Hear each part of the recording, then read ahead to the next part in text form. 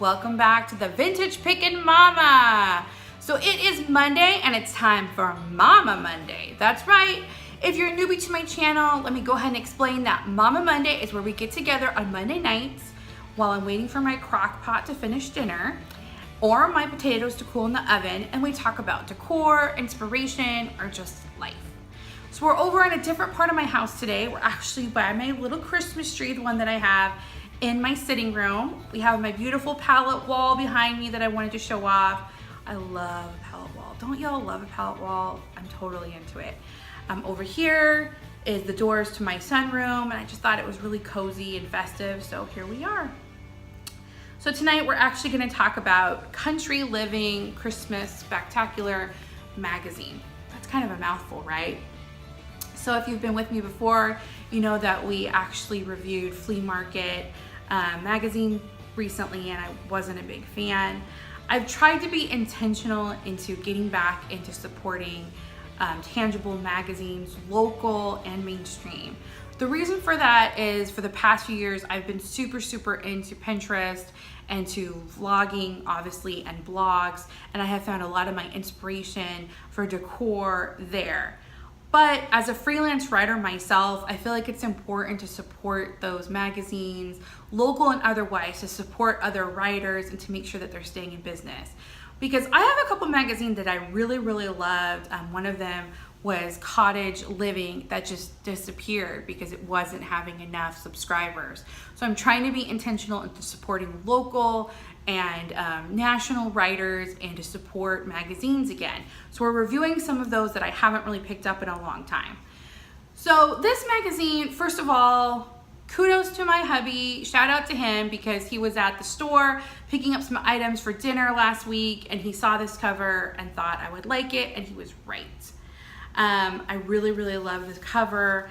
I feel like I'm an obsessive freak when it comes to things that are decor. I will just own it, y'all. I live for decor. I live, eat, breathe vintage. So I feel like my problem is that if the cover looks like something I've seen before, I'm not into it. So I really like this one. I thought it was festive and fresh. I love red for decor anytime, but especially for Christmas. So let's just dig in. I'm gonna give you my couple of pros and a couple of cons. So my pros is that they really stuck to Christmas decor. What I don't like is when I pick up a seasonal magazine, whether it's for Christmas or Mother's Day or Valentine's Day, and they only have one feature about the holiday and the rest is just regular stuff. So I really like that they kept everything in this magazine about Christmas. I love that they offered really simple suggestions. Like this one is just printing out a really festive Santa and just, pretty much just making like a little paper display so you can just prop him up. Printing out, if I can talk, printing out some really cute vintage tags and just like hanging them in this key cupboard. I thought that was really cute and just simple and easy. I really liked it. I really like, again, we go back to the cover photo. If you're lucky enough to have stairs, I've only lived in one house where we had stairs. That was our first house we rented. And I love decorating stairs for the holidays. So I'm a really big fan of this. I love the stockings on the staircase and the evergreens. I really like that. Something else that I really liked is I really like their needle-free, easy Christmas trees ideas. So we'll just bring that back up to you right there. I really like their mason jar tree. If you know me at all by now, you know I love jars. I love mason jars, atlas jars, ball jars, especially when they're turquoise. I love this palette Christmas tree. I'm a bigger fan when they're cut out, but if you're trying to do one yourself and you don't have power tools, this is just really easy and simple to do.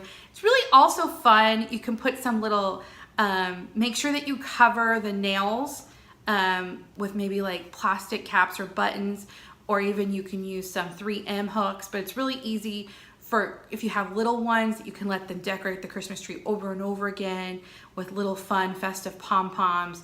Keeps them entertained and it's just cute. I especially love, this is one of my favorites, I'll hold it up. This one right here, it has some vintage hat box with just a little cookie cutter that's covered in tinsel at the top. Thought it was really inventive. You can use reproduction hat boxes from like Michael's, or you can go out looking for some hat boxes yourself. You can paint them. You can cover them with Mod Podge and make your own hat boxes with some easy cardboard boxes. And I really love that they used a tomato cage right there. They just turned it upside down, made a metal tree. And then again, they have this really cute vintage handkerchief tree right here. That's something I haven't seen. It was really inventive and I really appreciated that. I wish they would have put more ideas like this into their magazine, because it just totally gave me some inspiration for other ideas and I really liked it.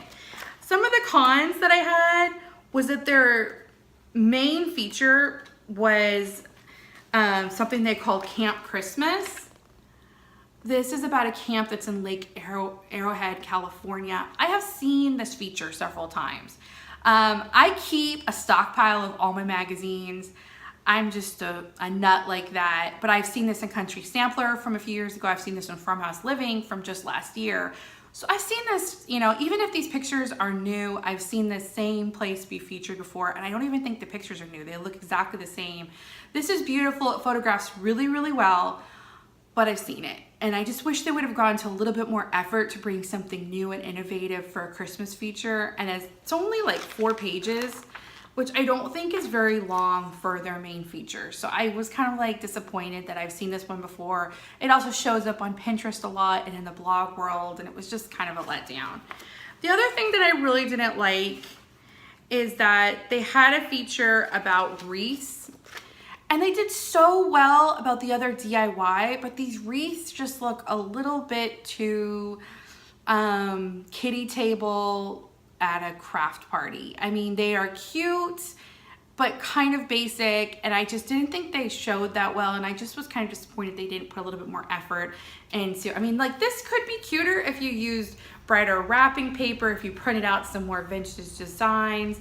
This would have been better if you would have layered it more. I'm not a big fan of those. So those are 2 things that I liked and 2 things that I didn't. Overall, I would buy the magazine again. I think that if I can come away with 2 or 3 great ideas, I really think it's worth the price of admission. I do think that that's a pretty heavy price tag for $12.99 for a magazine. At first I thought, okay, well maybe that's just their Christmas edition price, but that's their everyday price.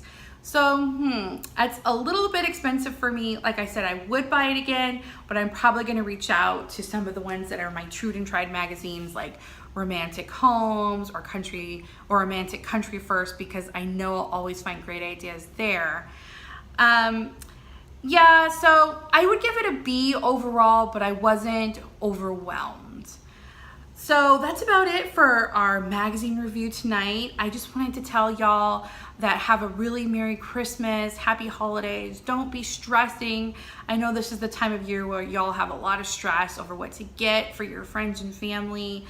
I was actually thinking about that today as well. I just want to remind y'all that when you shop vintage and you shop local, it puts a really unique spin on a gift. So I'm just encouraging y'all to support your local vendors, your local stores. If you have a friend that you don't know what to shop for, you know, maybe reach out and find out what her favorite local hair salon, local nail salon that she likes to go to, her local restaurant she loves. And make sure to ask those local vintage and antique vendors if they have gift cards that you can also, it's another great way to support them.